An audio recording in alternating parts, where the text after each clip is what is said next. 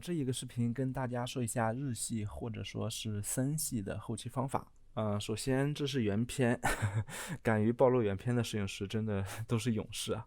因为现场当时光线比较强，为了迁就一下婚纱的颜色，所以拍摄曝光是有点偏暗的。因为很多人可能听过，摄影宁愿暗一点都不要过亮，因为过亮的可能高光会拉不回来。但是如果你拍摄了 RW，其实只要不是惨白，其实很多都可以收回来的，因为现在尤其是全画幅照相机的宽容度是非常高的。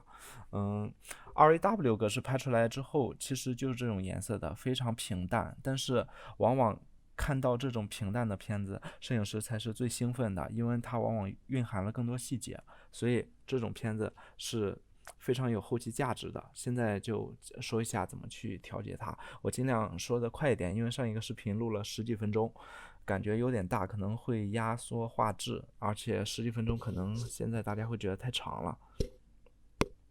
首先打开，第一步还是要删除色差，启用配置文件，然后这个太亮了，我还是给它拉回来。可以曝光，从上往下走。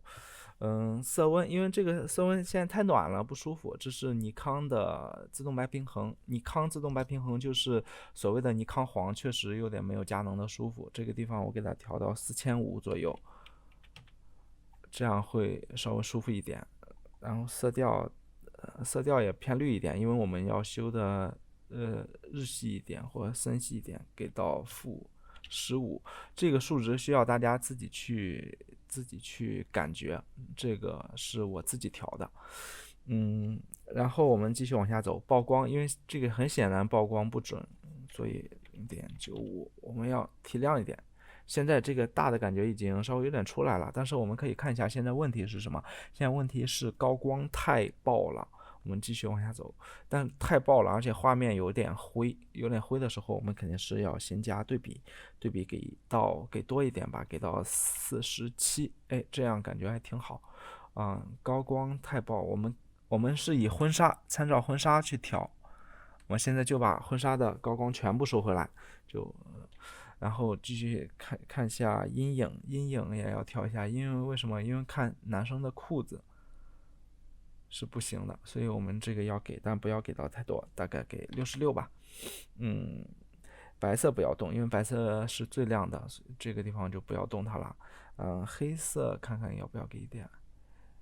黑色可以给一点，大家可以自己体会一下这个变化。就是因为这个片子最终我构想的它应该是比较偏明亮一点，所以黑色可以给一点。剩下的我这些就先不调了，清晰度这些都先不调，我们继续往下走。曲线跟上一个视频所用到的方法一样，都是拉一个这种曲线，我们要把它提上来。提上之后是因为有一种胶片感觉，然后也就是所谓的空气感，这样看起来好像是舒服了一些。大家可能会觉得现在这个色彩非常浓郁，这个没有关系，因为后期我们还有这个 SSL 这个调整，这个是我们在所谓的日系里边用到最核心的一个东西，因为用它去微妙的、精准的去调节色彩的颜色。OK，我们先从色相一个个的走吧。色相，黄色，我们先感受。如果你不是特别能拿得清每一种颜色对应的是什么，你都可以去这样来回左右的试一下。OK，黄色，我们可以感受一下，黄色可以给它走一点。这个颜色你都可以先调，因为不对的话，后期你可以反复的修改。绿色给一点，因为我们也是对，我们不能让它太暖了，我们要有一点绿，因为我们后期是要做的日系的小清新嘛。这个颜色好像还可以，因为这个地方只是色相，如果你现在觉得颜色太浓了、太亮都没有关系，那是后两个选项的事情。继续看浅绿，我们看一下浅绿对应的是谁。我们知道浅绿对应的是这个。OK，给到它-8。我们先看一下跟最早这已经是天壤之别了，对不对？再看一下饱和度，饱和度，我们首先把橙色的饱和度降一下。上一期说过，橙色是什么？橙色就是人的皮肤，然后不要让它太红，因为橙色太多，大家会觉得皮肤太红了不好看。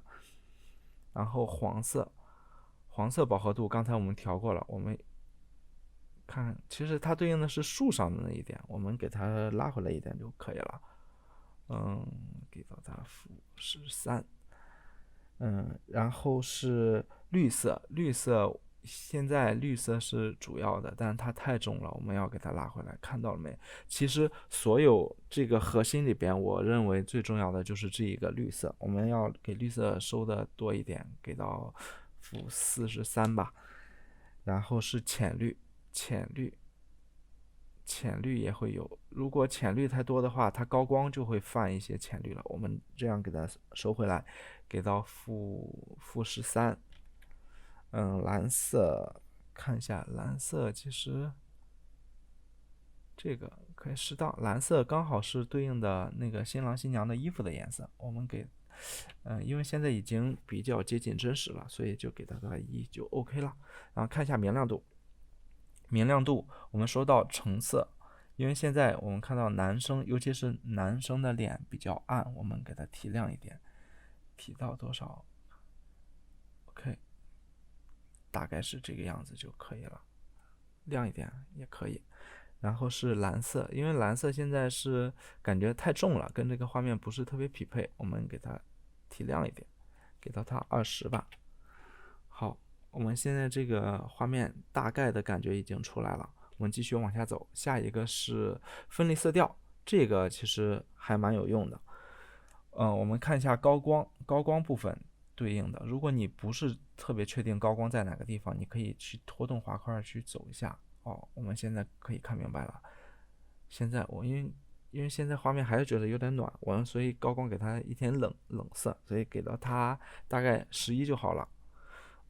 然后看阴影是我们给到它暖一点，因为有一种比较经典的配色分离色调，就是高光和阴影刚好用到补色去配。我们高光里边用到了那个蓝色，然后所以我们阴影里面就偏一点黄色吧，但是不要给它太多，如果太多了的话就会不自然。给7，然后稍微补一下。如果你觉得7多了，也少一点也可以。